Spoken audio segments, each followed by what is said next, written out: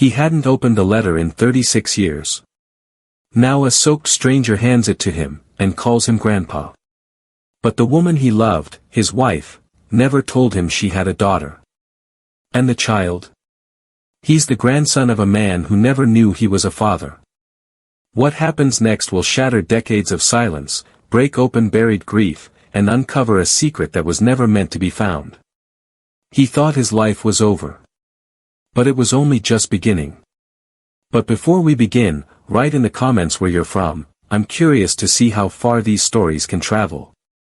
And of course, subscribe so you don't miss new captivating tales. Let's begin. On the outskirts of a quiet coastal town where the fog rolled in like a gentle reminder of things long forgotten, Charles Whitmore sat behind the dusty front window of his weathered antiques shop, sipping lukewarm coffee from a mug chipped at the rim, a mug that had once belonged to his wife before she passed away nearly 8 years ago. He didn't open the shop every day anymore, not because of his age or the steady ache in his left knee that flared with the changing seasons, but because some mornings the silence of the place was too much to face without the buffer of memory. There were days when he'd unlock the door, sweep the floor, adjust the clocks on the walls that never ticked in unison, and stand for hours in the same spot, waiting for something or someone that might never arrive. The townspeople knew Charles as a quiet man with kind eyes and a sadness that never left his shoulders, the kind of man who once had a full life and now lived in the echoes of it. They remembered when his wife Lillian used to sit beside him at the shop's counter, telling stories about the items on the shelves as though they were magical relics instead of old lamps and mismatched porcelain. They remembered the way she laughed with her whole body and how Charles's eyes would soften whenever she looked at him, like she was the only person in the world who ever made sense. When she passed, the shop dimmed, and Charles folded into himself like a note never meant to be read again. On this particular morning, the wind had a strange weight to it, carrying the smell of sea salt and something sharper, something metallic and unexpected. Charles glanced toward the door just as the bell above it gave a reluctant chime, and a young woman stepped inside, dripping with rain and holding the hand of a little boy who looked too serious for someone so small. She had the kind of face that made you pause, not because it was striking in a conventional way, but because it carried a familiar pain, like a mirror that only reflected things you didn't want to remember. She looked around the shop with eyes that didn't rest on anything for long, her fingers tightening around the boy's hand as if letting go might cost her something permanent. "Are you Charles Whitmore?" she asked, her voice quiet but purposeful, as if she'd rehearsed the question for days and was afraid of the answer she might get. Charles nodded, setting his coffee aside, and stood with a quiet groan from his knees. "Yes, I am," he said, his voice lower than it used to be, but still steady, still his. The woman reached into her coat pocket and pulled out a small envelope, yellowed and creased, sealed with a faded wax stamp that Charles hadn't seen in more than 30 years. She handed it to him without a word, and for a moment, the world narrowed down to the paper in his hand, the weight of it like something sacred or cursed. He broke the seal with trembling fingers and unfolded the letter, and as his eyes moved across the page, the years fell away, collapsing like scaffolding around a building he thought had long since crumbled. The letter was from Lillian. It was dated September 3, 1987. Inside, she had written words that no one else could have known, references to their secret places, the books they loved, the promises whispered between two people who believed time could be held still if only they tried hard enough. But at the bottom of the page, in a script that trembled ever so slightly, was a line that made Charles sit down without realizing his legs had given way. "If you're reading this, then the part of our story I never told you is finally reaching its end, and he deserves to know the truth." Charles looked up at the woman and then at the boy, who stood quietly, his eyes meeting Charles's not with innocence but with a kind of waiting. "His name is Henry," the woman said, her voice shaking just slightly now. "My name is Anna. Lillian, she was my mother." The world tilted. Not violently, not all at once, but like a ship changing course after decades of drifting. Charles felt the air leave his lungs as if the weight of unspoken years had suddenly collapsed into the space between them. "But Lillian never told me she had a daughter," he whispered, the words tasting like iron on his tongue. Anna nodded, a single, solemn movement that carried the weight of long-hidden truths. She didn't tell anyone, she said. Not even you. She thought she was protecting you. Or maybe herself. I don't know. Charles looked back at the letter, his fingers tightening around the paper like it might vanish if he blinked too long. There was no anger in him, not yet, only confusion, awe, and a strange flicker of hope that frightened him more than anything else. And the boy? He asked, though the answer was already taking root in his chest like a seed cracking through old stone. Anna looked down at Henry, who was now staring at a music box on a high shelf, one that Lillian had always loved. He's your grandson, she said. I didn't come here looking for money, or help, or anything, really. I just thought you should know. I needed you to know. For a long moment, no one spoke. The shop breathed around them, full of clocks and memories and things that had waited far too long to be remembered. Then Charles stood, slowly, his hand brushing the edge of the counter for balance, and he walked over to the music box. He took it down, opened the lid, and let the soft, tinny melody fill the room, the same melody that had once played on quiet Sunday mornings when Lillian would hum along while watering her ferns. He turned to Henry and knelt slowly, carefully, until they were eye to eye. Would you like to hear a story? He asked. Henry nodded, and in that nod was something ancient, something aching and new all at once. This box, Charles began, belonged to someone very special, and I think she would have liked knowing it still plays. Anna watched them, her arms crossed but her eyes shimmering with something unspoken. He doesn't talk much, she said softly. He lost his father last year. Car accident. He was kind. Good with Henry.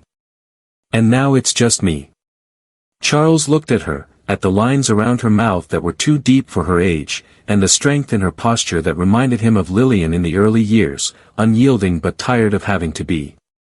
You're welcome to stay a while, Charles said finally, the words surprising him with how easily they came. There's space upstairs, and I think the house has been waiting for footsteps again. Anna hesitated, then nodded. Not because she trusted him, not yet, but because something inside her wanted to. Outside, the rain had stopped, and the light filtering through the window fell across the floor in golden slants, like time itself had decided to wait a little longer before moving on. The upstairs rooms of Charles Whitmore's home had not heard laughter in years, nor the soft padding of bare feet against wood floors at dawn, nor the rustle of blankets pulled high beneath the chin of a sleeping child as morning light slipped quietly through curtains Lillian once sewed by hand. It was strange, then, how quickly silence gave way to something warmer, as if the house itself had been holding its breath all this time, waiting for someone small and gentle to fill its stillness with movement again. Anna carried a single duffel bag upstairs, her shoulders tense and her words few, as though the weight of returning to a place that was never hers was somehow heavier than the grief she carried. Charles led the way slowly, his hand trailing along the banister worn smooth by decades of use, the kind of wear that only happens when two people walk the same steps together for half a lifetime. At the top of the stairs, he opened the door to the guest room, one that had once belonged to his brother long ago, and stood back to let her in without saying anything more than a small nod that carried everything he couldn't yet speak aloud. Henry followed close behind, his hand still clutching the old music box Charles had given him downstairs, holding it to his chest as if it were an anchor in a world too large and uncertain. He didn't ask questions, didn't protest, didn't look around with the curiosity most children his age possessed. Instead, he moved through the house like someone who knew not to take up too much space, someone who had already learned what it meant to lose more than he could understand. That night, as the rain started again and the windows rattled faintly in their frames, Charles sat in his study beneath the old oil portrait of Lillian that still hung above the fireplace, a portrait painted when they were young enough to believe that everything beautiful would last forever. The fire cracked softly, casting shadows across the floor, and Charles stared into the flames as if they might reveal the answers to questions he hadn't dared ask until today. He wondered why Lillian never told him about Anna, wondered if she had meant to, if the timing was never right, or if fear had folded her heart so tightly she could no longer bring herself to open it. He tried to recall moments that now seemed filled with absence, gaps in her stories, tears she blamed on books or dreams, but now he saw them for what they truly were, the quiet unraveling of a secret she carried alone. In the guest room, Anna stood by the window watching the rain fall across the lamplit street, her hands folded across her stomach, her back to the bed where Henry now lay sleeping, curled around the music box like it was stitched to his ribs. She didn't cry, though her eyes brimmed more than once, and the silence between her and the walls felt like a negotiation, a request for time to mourn what might have been if only life had unfolded differently. The days that followed passed in slow circles, each one measured not by clocks or calendars, but by small acts of movement, Charles making breakfast without asking what anyone liked, Anna folding laundry with mechanical precision, Henry watching from the hallway like a ghost learning how to be human again. They didn't talk much at first, not beyond the essentials, but the quiet grew less sharp with each passing hour, softening into something like shared air, something that didn't demand explanation. One morning, Charles found Henry sitting cross-legged in front of an old trunk filled with forgotten toys, most of which hadn't been touched since the early 70s, their bright colors faded and their joints stiff with age. The boy held a wooden train in his hands, examining it not with joy, but with the reverence of someone holding a relic. "You can take it upstairs," Charles said, kneeling beside him slowly. "It still works, mostly." Henry looked up, his eyes searching Charles's face for something, perhaps permission, perhaps approval, or maybe just the assurance that kindness didn't come with a price. "My dad made me one like this," he said softly, the first sentence Charles had heard from him since that day in the shop. "It broke when the car hit us." Charles sat back, stunned by the bluntness, by the weight a 7-year-old carried like it was stitched into his spine. He didn't know what to say, didn't know how to offer comfort without touching the edges of something still too raw. So he nodded and said, "Then maybe it's time we fix this one." That was the first day Henry smiled. It wasn't much, just a flicker at the corner of his mouth, a brief softening of the eyes, but it was enough to shift something in the air between them, something that made Charles get up early the next morning to scrub the rust off old tools and sweep out the garage where the workbench sat and used under layers of dust. They spent the afternoon sanding and gluing and painting, the smell of sawdust and oil filling the space between them like the scent of something being rebuilt. Anna watched from the kitchen window, her hands wrapped around a chipped ceramic mug that had survived both fire and flood in her own life. She didn't interrupt, didn't join them, but in her stillness was a kind of surrender, a decision to let the moment belong to them, to her son and the man who had once loved her mother, now learning how to love again through the hands of a child. That night, over dinner, they spoke of small things, favorite books, colors, the names of neighbors long since moved away. Anna mentioned her teaching job back in the city, the school where she no longer worked after the accident, and the way silence in a classroom had never felt heavier than when she returned to clean out her desk. Charles listened, not with sympathy, but with presence, which she found more valuable than any kind of pity. As the meal wound down and the dishes were cleared, Henry asked if they could read a story before bed, and Charles hesitated only for a second before nodding and pulling a worn copy of The Velveteen Rabbit from the shelf in the hallway, a book Lillian used to read aloud, her voice weaving through its pages like a lullaby. They sat together in the small upstairs room, the lamp casting a warm pool of light over the three of them, and as Charles read, his voice trembled at the familiar words, but Henry never looked away, and Anna never asked him to stop. When the final page turned and the boy had fallen asleep, Charles remained there in the chair for a long while, the book resting in his lap, the sound of Henry's breathing soft and rhythmic beside him. Anna stood at the doorway, leaning against the frame like someone who had walked 1,000 miles and was only now beginning to rest. "Thank you," she said quietly, not because of the book or the train or the food, but because something unnamed had shifted, and she needed to mark it somehow. Charles didn't answer right away. He looked at her, really looked, and for the first time he saw not just Lillian's daughter, but a woman who had carved her life from broken places and still managed to stand with dignity. "You both have more of her in you than you realize," he finally said, his voice rough with memory. "And I think she knew that one day, you'd bring her back to me." Downstairs, the clocks ticked imperfectly, just as they always had, but that night, they didn't seem quite so out of sync. It had been nearly 3 weeks since Anna and Henry arrived, and though the days passed gently and the routines began to form like soft layers of fabric being stitched together over old bones, something unspoken still lingered in the space between Charles and Anna, a quiet tension that grew stronger the closer they drew to one another. They shared meals, stories, and even the silence, but there remained a distance built from decades of absence, from secrets never meant to be uncovered, and from the weight of expectations neither of them had the words to name aloud. Charles had begun taking Henry on small outings through town, to the used bookstore on Main Street, where the boy gravitated toward anything with dinosaurs or maps, and to the marina where fishing boats came and went with slow dignity, their sails flapping like old flags whispering stories to the wind.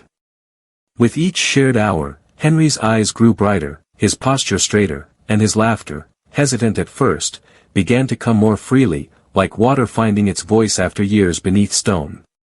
Anna, however, watched all of this from a measured distance, smiling when expected and nodding at the appropriate moments, but always retreating inward once the smiles faded and the front door closed behind them. She busied herself with household things, folding linens no one asked her to touch, washing dishes that weren't hers to clean, as if staying in motion might prevent her from remembering just how strange it felt to see her son growing close to a man she herself had barely begun to understand. One evening, as autumn began to sharpen its breath and the sky wore the bruises of an early dusk, Charles set the dinner table with 3 mismatched plates, just as Lillian once did when unexpected guests arrived. He hummed something tuneless under his breath and called for Henry, who came bounding down the stairs holding a wooden airplane they'd built together in the garage just that morning. "I think it needs a name," Charles said, tapping the nose of the tiny plane. "Every good flyer does." Henry grinned. "Can we call it Captain Blue?" Charles nodded solemnly. "Captain Blue it is." Anna stood at the kitchen doorway, arms folded, her expression unreadable. "He's sleeping in your chair now," she said softly, not unkindly, but not warmly either. Charles turned to her, caught off guard by the tone. "He likes it there," he replied, gently. "And I don't mind." "But I do," she said, stepping forward. "Because he's forgetting. Every day, a little more. He doesn't talk about James anymore. He doesn't ask for him at night. He used to cry in his sleep, now he calls out for you." Charles placed the silverware down carefully, one piece at a time, as though handling something fragile. "Is that such a terrible thing?" he asked. "He's healing." Anna's voice wavered as she answered, "No, he's replacing. And I'm not sure I'm ready to watch that happen." The table between them was suddenly too wide, the distance impossible to cross with words alone. Charles didn't speak right away. He looked past her, toward the hallway where a photograph still hung, one of Lillian standing barefoot in the garden, laughing at something behind the camera. "I didn't ask for this," he said finally, "and I didn't expect it. But he's here. And you're here. And I would rather be confused and scared with you both than alone another day pretending I'm fine." Anna stepped back, startled by the honesty in his voice. "You think this is easy for me," she said, a sudden fire rising behind her ribs. "Do you know what it's like to grow up knowing your mother loved someone deeply but never told you who? Do you know what it's like to look in the mirror and wonder which parts of you belong to a man who didn't know you existed?" Charles met her gaze and saw, not a woman angry at him, but a girl still grieving a mother she never fully understood. "And do you know what it's like," he said, his voice breaking just slightly, "to spend your life loving someone you lost twice, once to death, and once to a truth they were too afraid to give you?" For a long moment, the house held its breath. Then Henry appeared in the doorway, holding Captain Blue in one hand and rubbing his eye with the other. "Are we still having dinner?" he asked sleepily. Anna blinked hard, swallowed the lump in her throat, and nodded. "Yes, sweetheart. We are." Dinner that night was quieter than usual, the clinking of forks and the occasional murmur of Henry's thoughts about his airplane the only sounds that filled the space between them. Afterward, Charles offered to clean up, and Anna didn't argue, choosing instead to carry Henry upstairs, where she tucked him in without a story and sat beside him until he fell asleep, his hand wrapped loosely around the little wooden plane. Downstairs, Charles dried the dishes with more care than necessary, his thoughts turning in slow, deliberate circles. He wondered if it was too late to ask for forgiveness, not just from Anna, but from Lillian, whose absence had become a fourth presence at every meal, every conversation, every silence. He wondered if love could bloom in soil already soaked with regret. That night, he couldn't sleep. He sat in the study with the music box open on the desk, letting its melody loop until it no longer sounded like music but memory. The letter from Lillian lay beside it, unfolded now, read too many times to count. He traced the words with his finger like a child learning to read, as if he might find something new between the lines that had gone unnoticed before. And then, as the clock struck midnight, he made a decision. The next morning, he rose early, long before the sun had considered rising, and went into town alone. He visited the school Anna once taught at, spoke with the headmaster, and asked if her position had ever been filled permanently. He stopped by the community center and left his name on the volunteer board. He dropped into the local market and bought pears because they were her favorite, even though she hadn't told him, Lillian had. When he returned, Anna was standing on the porch, arms crossed, brows knit with worry. "Where were you?" she asked. Henry woke up crying. "You weren't here." "I went to start fixing things," Charles said plainly. "And not just for him. For you, too." Anna stared at him, confused. "Why?" He took a step closer. "Because I was absent when you needed a father, and I can't change that. But I can be here now. If you'll let me." For the first time since she arrived, Anna's shoulders dropped, her face softening as if some hidden armor had finally cracked. She didn't respond right away, but she didn't walk away either. Instead, she opened the door and stepped aside, letting him in not just to the house, but into the fragile beginnings of forgiveness. And just like that, the air between them changed, not healed, not whole, but no longer hollow. October arrived with the kind of wind that whispered endings, rustling the brittle leaves along the cobbled paths behind Charles's house like footsteps from another life echoing through the present. The mornings turned colder, the light grew sharper, and the trees shed their color with slow, deliberate grace, as if releasing one memory at a time back into the earth. Charles watched it all from his porch swing, a wool blanket over his legs, the weight of autumn settling over him like an old coat he had forgotten he still owned. The house had changed again, subtly, not in furniture or paint, but in energy, something unspoken yet palpable, a new rhythm in the floors and walls. Henry laughed more freely now, and Anna no longer flinched at every unexpected noise, her eyes less haunted, her voice less guarded. They were building something fragile but real, a new version of family shaped by time and choice rather than blood and expectation. And yet, just beneath the surface of that peace, something darker stirred. One afternoon, while Charles sorted through old files in the back room of the shop, boxes of invoices and ledgers and letters yellowed by decades of disuse, he found something he hadn't meant to. It was a letter addressed to Lillian, written in a careful hand, postmarked from a small town outside of Boston, dated nearly a year before she died. The envelope had never been opened.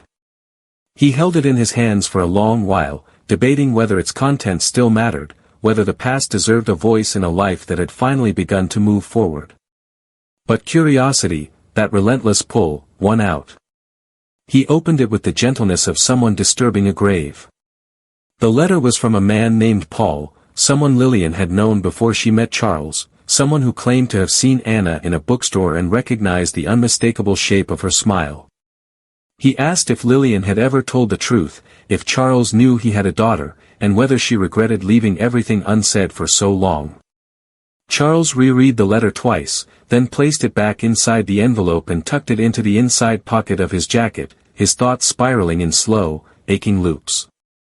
That night, he said nothing, though Anna noticed his silence and asked once, gently, "You're somewhere far away tonight, aren't you?" He nodded but offered no explanation, only a soft smile and a hand on her shoulder that lingered longer than usual. Days passed, and the weight of the letter grew heavier, not because of its contents but because of what it symbolized, a reminder that even now, even here, ghosts had their say. Then came the morning Henry collapsed. It was sudden and terrifying. One moment he was helping Charles in the garage, his face lit with concentration as they polished the brass on an old lantern, and the next he was on the floor, pale and trembling, his lips tinged with blue. Charles shouted for Anna, his voice breaking as he gathered the boy into his arms, feeling the terrifying stillness of a child gone slack with fear. At the hospital, the fluorescent lights felt like judgment, harsh and unrelenting. The doctors moved quickly, running tests and murmuring things too technical for comfort. Anna sat beside Henry's bed, holding his hand with a white-knuckled grip, her lips moving in silent prayer or memory or both. Charles stood in the doorway, helpless. The diagnosis was a congenital heart defect, one missed in early childhood, likely triggered by a sudden drop in temperature or exhaustion. The doctor's voice was clinical but kind. "He'll need monitoring, possibly surgery. But he's stable for now." That night, Anna didn't speak to Charles at all. She paced the hospital corridor like a storm contained by walls, her face drawn tight with fury and fear. When he tried to approach her, she turned on him with eyes like flint. "You don't get to stand there and pretend this is your loss," she said, her voice low and sharp. "You've known him for barely a month. I've known him his whole life." Charles took the blow without flinching, though it landed deep. "I'm not pretending," he said quietly. "I'm just here." "You think that's enough?" she hissed. "You think showing up late makes you a father or a grandfather or whatever title you're trying to wear like a badge?" He said nothing, because he didn't know how to tell her that he'd been wearing that guilt for 30 years already. Later, when the night grew quiet and Henry finally drifted into sleep, Anna sat in the corner of the room, arms wrapped around her knees, her chin tucked to her chest. "I'm scared," she whispered. "I don't know how to do this alone again." Charles moved slowly toward her and knelt beside the chair, ignoring the pain in his knees and the protest in his spine. "Then don't," he said. "Let me stay. Not just for now, but for however long you'll have me." Anna looked at him, and in her expression was the same terrified vulnerability Charles had seen in his own reflection the night Lillian died, that moment when grief wasn't just sadness, but isolation made flesh. She didn't answer, but she didn't tell him to leave either. The following days passed in a blur of waiting rooms, machines, and forms that asked too many questions with not enough space for truth. Charles stayed through all of it, fetching coffee, holding Henry's hand when Anna needed air, sitting for hours just to keep a steady presence in the chaos. And somewhere in the haze of hospital hours and beeping monitors, Henry woke one afternoon and whispered, "I dreamed about Grandma Lillian." Anna looked up from her seat beside the bed. "What did she say?" Henry blinked slowly. "She said I was safe. That you both were." Charles felt something shift deep inside him, something fragile and ancient and full of mercy. When Henry was finally released to return home, it was with new medications, new routines, and a long list of instructions that would change the way they lived from now on. But they returned not to uncertainty, not to silence, but to a house where clocks ticked imperfectly and love was still learning how to speak its name.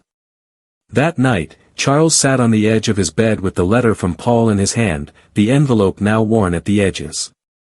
He thought about burning it, about letting the past return to dust and wind, but in the end, he slipped it into a box along with Lillian's last letter and the music box key, sealing them together in memory, not denial. In the hallway, he heard footsteps, small ones, and a moment later, Henry appeared, holding a blanket and rubbing his eyes. "Can I sleep in your chair?" he asked. Charles nodded. "Of course." The boy climbed up, curled into the cushions, and within minutes was breathing deeply, his chest rising and falling with slow, deliberate peace. And Charles, watching him, knew without question that some chapters don't end, they simply begin again, rewritten not with ink, but with presence. Winter came early that year, painting the town in quiet whites and soft silvers long before the calendar demanded it, as though the world itself was ready to be still and listen for something deeper than snow. The wind carried a hush through the trees, and the bay froze in slow layers, trapping the sound of waves beneath its glassy surface. The shop remained closed most days now, not because Charles couldn't manage it, but because he found something more valuable in the quiet moments at home, in the rhythm of small footsteps overhead, and in the smell of fresh bread baking on weekends when Anna felt strong enough to return to the kitchen. The doctor's visits continued, as did Henry's medications and tests, but with each appointment came better news, steady progress, stable readings, the word normal used more and more often by people who once spoke only in cautions. Anna took it day by day, still wary of hope, but Charles began to smile more freely, no longer weighed down by the fear of everything falling apart again. They were learning, together, how to exist in a life that neither of them had planned, but both had chosen, piece by piece. On a quiet Sunday afternoon, with the fire crackling low and snow falling like silence across the windows, Anna handed Charles a small, square box wrapped in plain brown paper. "It's not much," she said, "but it felt right." He opened it slowly, the paper rustling like autumn leaves under his fingers, and inside was a photograph, a print from a camera long since broken, slightly faded, but unmistakable. It was a picture of Lillian holding a baby in her arms, standing beneath the same willow tree that now stood bare and skeletal in the front yard. Charles stared at it for a long time, the weight of memory pressing gently against his ribs. "You look like her," he said finally, glancing up at Anna, whose expression was unreadable but steady. "But he moves like you," she replied, nodding toward Henry, who lay curled on the rug beside the fireplace, drawing something in colored pencil with his tongue between his teeth. "And sometimes, when he laughs," she added, her voice softening, "I hear both of you." That evening, Charles took out a fresh journal, one he had bought years ago and never dared to open, and began to write. Not for publication, not for legacy, but for the quiet act of remembering, for Anna, for Henry, for himself. He wrote about Lillian, about the day they met, about the way she danced in the kitchen barefoot with flour on her nose.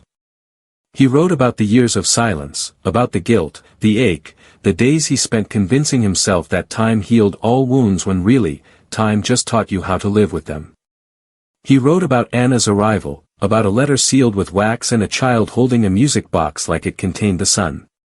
He wrote about the hospital, about fear, about redemption through presence, not perfection. And he wrote about love, not the kind that burns brightly and fades, but the kind that lingers like warmth in old wood, the kind that waits, quiet and loyal, until someone is ready to come home to it. When spring finally returned, it did so with gentleness, melting the snow one layer at a time, letting green return in careful waves rather than floods. The trees budded slowly, as if testing the air, and the town exhaled in color. On the first warm day of May, Henry ran barefoot through the garden while Anna sat on the porch reading aloud from a novel, her voice calm, her posture relaxed. Charles watched them both from his chair, his eyes shining with something quiet and proud, his hands folded over the same book Lillian once read to him when he was still young enough to believe the world could be understood by stories alone. Later that evening, as dusk painted the house in soft purples and golds, Henry handed Charles a folded piece of paper. "It's for school," he said. "A family tree." Charles unfolded it carefully, his eyes scanning the names, the lines, the tiny drawings. At the very top, in neat block letters, were two names, Charles and Lillian. Below them, in a line that curved like a river, was Anna, and under her name, Henry. There were no asterisks, no footnotes, no explanations. Just names. Just truth. Charles didn't speak for a moment, his throat too full to allow it. Instead, he reached out and pulled Henry close, holding him for a long time while Anna watched from the doorway, her eyes full of something too wide for a single word. That night, after Henry had gone to sleep and the lights were dimmed to a golden hush, Charles and Anna sat on the porch with mugs of tea in their hands and a blanket stretched across their knees.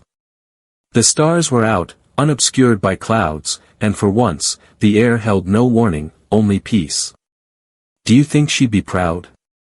Anna asked, her voice almost carried away by the breeze. "I think she'd be relieved," Charles said, his voice steady. "To know you weren't alone. To know none of us are anymore." Anna nodded, her gaze fixed on the sky. I used to think forgiveness was something you gave after everything was fixed. But maybe it's what lets you begin to heal before anything's certain. Charles smiled, setting his cup down gently. Maybe forgiveness is love that decided to stay, even after all the doors had closed. The wind picked up slightly, rustling the new leaves, and in the quiet that followed, they sat together, not as strangers connected by coincidence, but as a family made by choice and grace and time. And inside the house, where the clock still ticked imperfectly and the music box still played its fading tune, the past finally found its place beside the present, not erased, not forgotten, but honored. Held. Loved. Home. Write in the comments where you're from, let's see how far these stories can spread. And of course, subscribe so you don't miss new exciting stories. See you soon.